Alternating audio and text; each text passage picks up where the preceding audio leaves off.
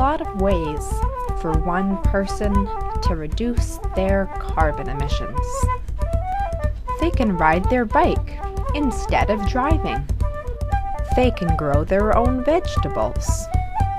And they can use compact fluorescent light bulbs. But governments are starting to realize that voluntary, individual action against climate change isn't going to be enough.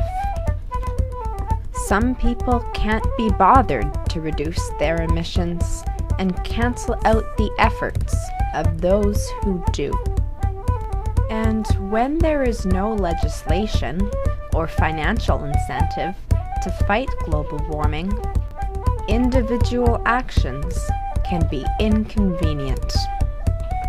The only sure way for a country to reduce its emissions is to create an economic system which encourages low-carbon technology and discourages the use of fossil fuels. One popular policy is a cap-and-trade system. The government sets a limit on how much pollution their country will be allowed to emit. That limit is split between industries and treated like a currency. We'll call this currency emission credits. If a company wants to emit more greenhouse gases, they can buy emission credits from other companies. If a company has extra emission credits, they can sell them off and make money.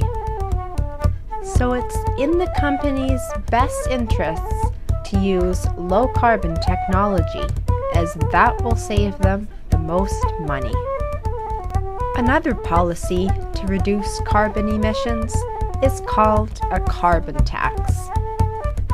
Fossil fuels, which cause climate change, are taxed, so they cost the same as or more than low-carbon technology.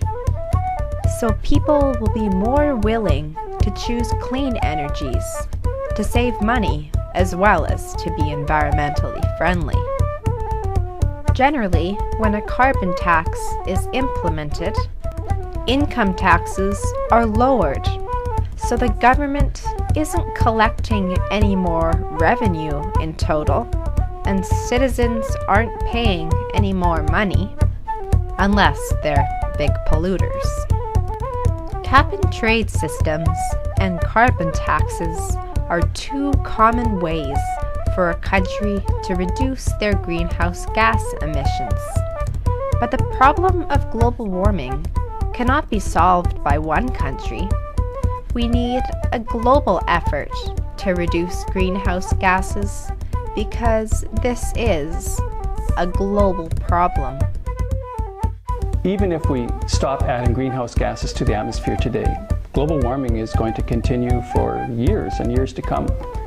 The climate system has inertia. The climate system has a lag built within it. There is no quick and easy way to stop global warming. The Kyoto Protocol was an attempt at an international agreement, so participating countries would reduce their emissions altogether.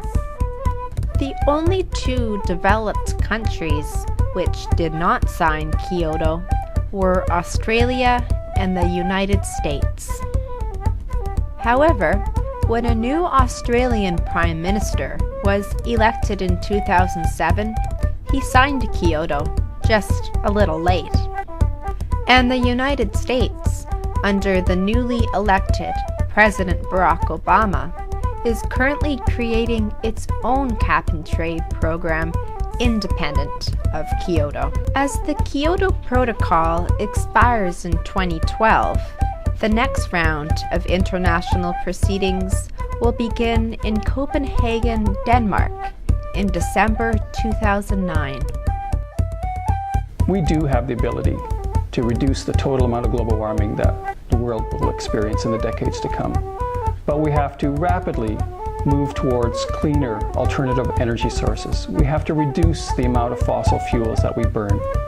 we have to be more efficient and less wasteful with our energy. And we have to find the social and political will to enact these major changes. Let's hope the world's governments are successful in creating a plan to address climate change, because we're not going to fix this problem just by changing our light bulbs.